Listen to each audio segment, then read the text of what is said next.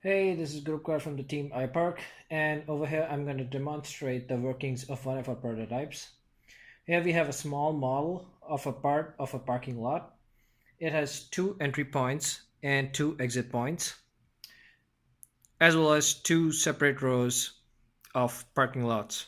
This is intended to increase the complexity to mimic actual parking lots and to demonstrate that the system will work for any lot configuration. Here you have a building. For this prototype, this acts as the final destination. In real life, it may be an elevator in a parking garage. Okay, so a car, let's say, enters from here. And as you can see, that spot right there is the closest to the building, and the system guides the car to that spot.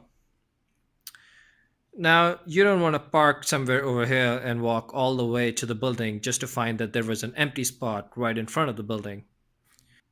So when the car moves forward, it also starts to switch off all those lights so as not to misguide any car which is coming from behind. Also, you can see the red LEDs right here. These acts as reverse assist for these two cars and these two cars. So these LED means that there is some car behind them and that they shouldn't reverse when these LEDs are switched on.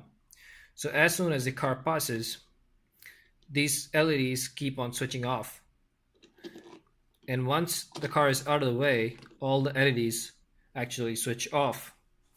Another feature of this parking system is that it also guides you to the exit. For example, let's say this car wants to exit. So as it reverses, these two LEDs go on, the reverse assist for these two cars, and as well as the guidance system to the exit switches on. So this car can now follow the directions straight to the exit.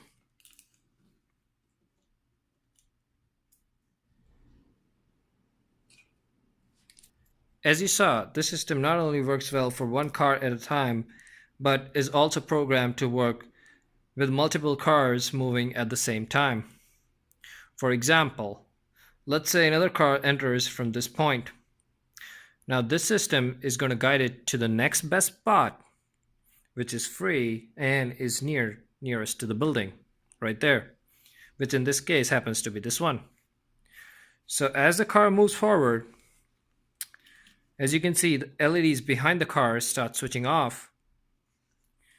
And let's say at this point, another car enters the scenario. Now, as you can see, this is the next best spot because this spot will be taken by this car, and all the other spots in this row are full. And so the next best spot will be this one. Therefore, the system will actually guide this car to this lot. Now let's say one of the cars over there want to reverse. What will happen then is when this car reverses. Now these lights are guiding this car to the exit, while these lights are guiding this car to its location, and at the same time these lights are guiding this car to its location. Now let's say this car moves forward, and as you can see, the lights behind it are switching off. At the same time, let's say this car moves forward,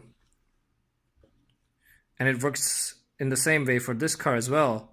Let's see what happens if we move this car forward.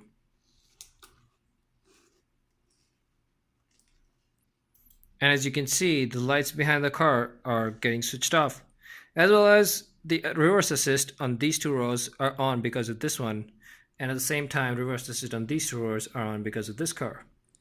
So when the car moves into its lot, the reverse assist lights switch off